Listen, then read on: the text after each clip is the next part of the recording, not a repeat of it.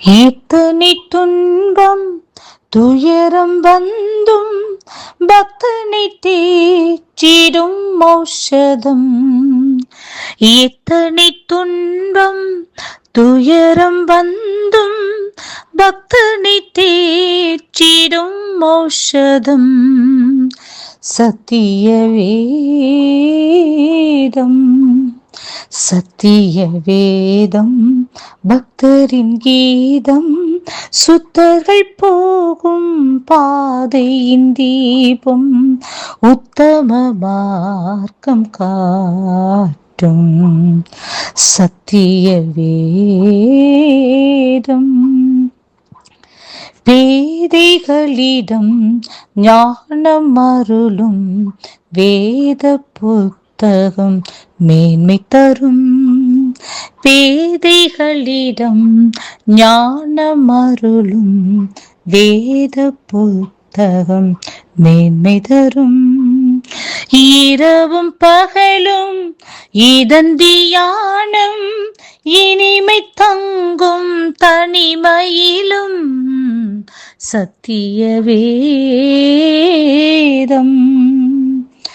சத்திய வேதம் பக்தரின் கீதம். சுத்தர்கள் போகும் பாதையின் தீபம். உத்தம மார்க்கம் காட்டும் சத்திய வேதம். Praise the Lord. கர்த்தருடைய பரிசுத்த நாமத்திற்கு ஸ்தோத்திரம். யோபுவின் புஸ்தகம் 37வது அதிகாரம் 5வது வசனம். தேவன் தம்முடைய சத்தத்தை ஆச்சரியமான விதமாய் குமுற பண்ணுகிறார். நாம் கிரகிக்க கூடாத பெரிய காரியங்களை அவர் செய்கிறார். அவர் உறைந்த மழையையும் கல் மழையையும் தம்முடைய வல்லமையின் பெருமழையையும் பார்த்து பூமியின் மேல் பெய்யுங்கள் என்று கட்டளையிடுகிறார். தாம் உண்டாக்கின சகல மனுஷரும் தம்மை அறியும்படிக்கு அவர் சகல மனுஷருடைய கையையும் முத்தரித்து போடுகிறார். ஆம் பிரியமானவர்களே, யோபுனுடைய வாழ்க்கையில் அவருடைய சூழ்நிலைகள் முழுவதுமாக சாதகமில்லாதபடிக்கு மிகவும் பாதகமான சூழ்நிலைகள் இருந்தது.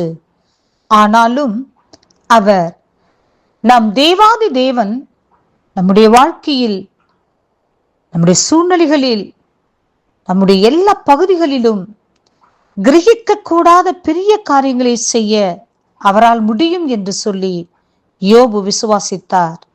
ஆம் பிரியமானவர்களே, அவர் விசுவாசித்தபடி கர்த்தர் யோபுனுடைய முன்னிலைமையை காட்டிலும் பின்னிலைமையை இரட்டத்தனையாய் கர்த்தர் ஆசீர்வதித்து அவர் இழந்து போன அனைத்தையும் மறுபடியும் இரட்டத்தனையாய் திருப்பிக் கொள்ளும்படி கர்த்தர் உதவி செய்தார்.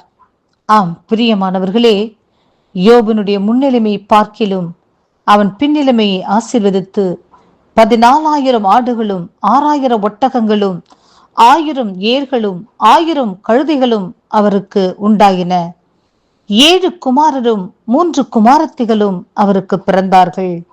ஆம் பிரியமானவர்களே, தேவன் உங்களுடைய வாழ்க்கையில் அநேக காரியங்களை இழந்து விட்டது போல நீங்கள் இருக்கலாம். இப்போது இருக்கிற சூழ்நிலைகள் முழுவதும் சாதகமில்லாமல் பாதகமாக இருக்கலாம். ஆனால் நம் தேவாதி தேவன் உங்களுடைய வாழ்க்கையில் நீங்கள் கிரகிக்க முடியாத பெரிய காரியங்களை கர்த்தர் செய்து உங்களுடைய வாழ்க்கையில் நீங்கள் இழந்து போன அனைத்தையும் மறுபடியுமாக திருப்பி 1 மடங்காக அல்ல 2 மடங்காக திருப்பி கொடுப்பேன் என்று சொல்லி வாக்கு கொடுக்கின்றார். கர்த்தருடைய வார்த்தை விசுவாசியுங்கள், பரலோக ராஜ்யத்திற்கு பங்காளிகளாக மாறுங்கள். கர்த்தர் இந்த வார்த்தையை ஆசீர்வதிப்பாராக. ஆமென்.